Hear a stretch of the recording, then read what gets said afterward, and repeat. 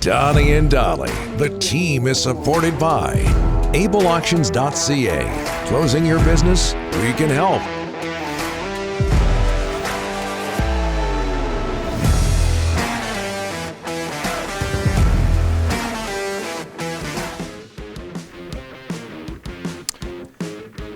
Just ahead of Jeff Paterson, one of our two guests of the day, Donnie and Dolly, get presented by Able Auctions. If you have assets, inventory, or equipment that you need to sell, email sales@ableauctions.ca. You know, last night as I was preparing the show, I was thinking to myself, we were in this holding pattern with Hamonic, with Pettersson and Hughes. Canucks don't play till Friday. I'm not exactly sure what we're going to be talking about today. Yeah. Mariners, obviously that situation certainly helps, but I, in the back of my mind, something always happens. Something always breaks. And unfortunately today, it's the news about 650 and among other people, our friend Scott Rintoul losing his job, which all of us can relate to. We've reached out to Scott. Scott is a quality broadcaster, quality guy. This is just a brutal. I just wish I could say some stuff, but I can't. But Scott, hang in there and get back in the business because you're good at what you do. Apparently you can't say anything about Hamonic either. I'm not going to. I'm cutting Hamonic news off. Good. Jeff Paterson joining us now from Sekeres and Price. Jeff, how are you? Tough day. It is, but what a difference a week makes. You can see my face this week here at Rogers Arena. That's true. Good. You look good. Yeah. You look like $1 million.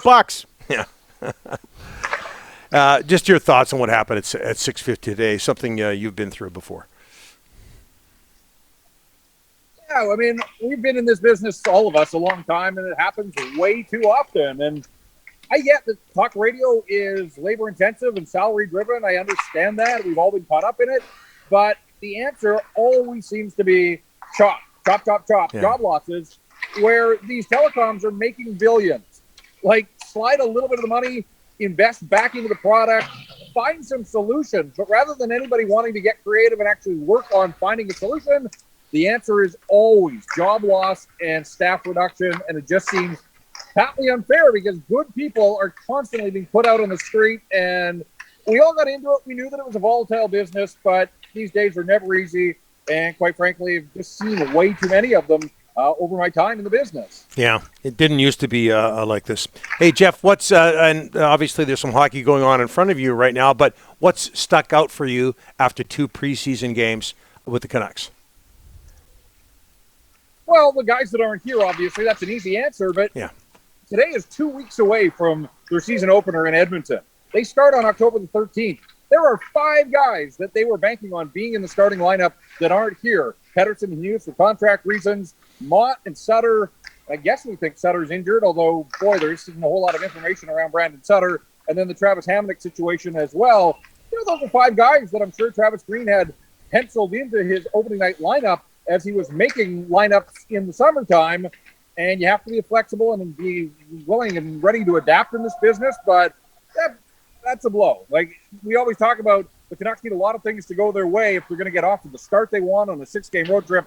And beyond that, just to stay competitive and push for a playoff spot, at some point I think Pettersson and Hughes are going to get done here, but I don't know about Sutter. Mott was skating after the main groups out in training camp in Abbotsford, and the Hamonic situation, again, looking for some clarity there. So there are a lot of questions around the guys that aren't here, and then that leads to the trickle-down effect of some of the guys that are here and the battles for those vacant jobs. But, you know, a guy like Luke Schenn, signed in the summer as depth, that's great. I have no problem with Luke Schenn as a depth defender, but if Hamonok's not going to play here this season, all of a sudden you're talking about Luke Schenn, who has barely played in the National Hockey League the last 3 seasons, all of a sudden being in your top pairing possibly with Quinn Hughes, or at least in your top 4.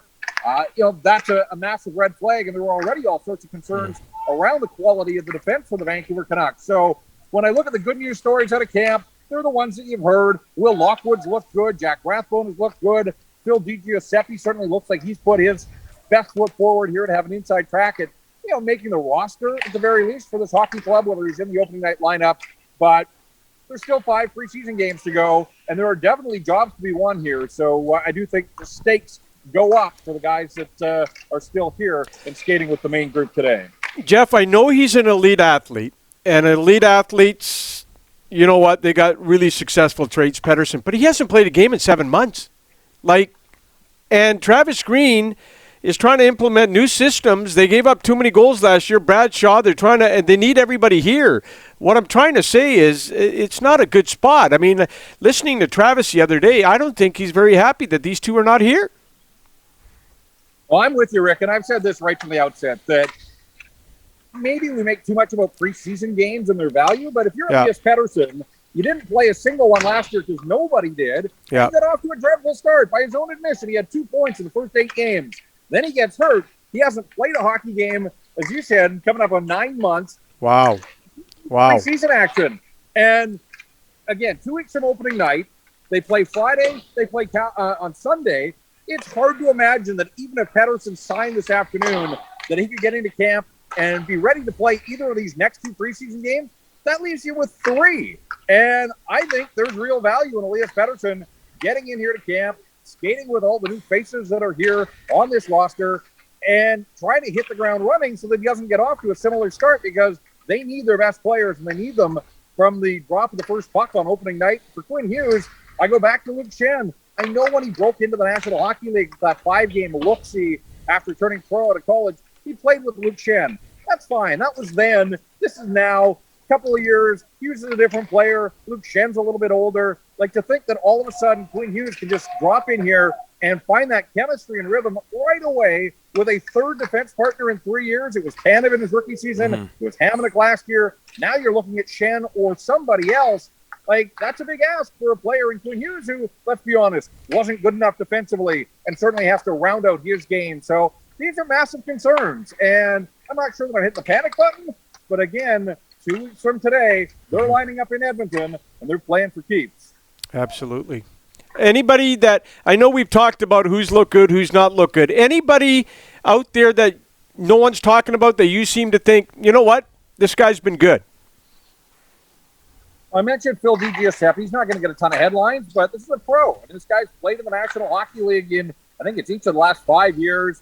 Hasn't been able to stay in the National Hockey League, but – a veteran guy that's going to turn 28 here early next month, has done some penalty killing, and no Sutter, no Mott. Man, does that open the door for guys that have some penalty killing on their resume.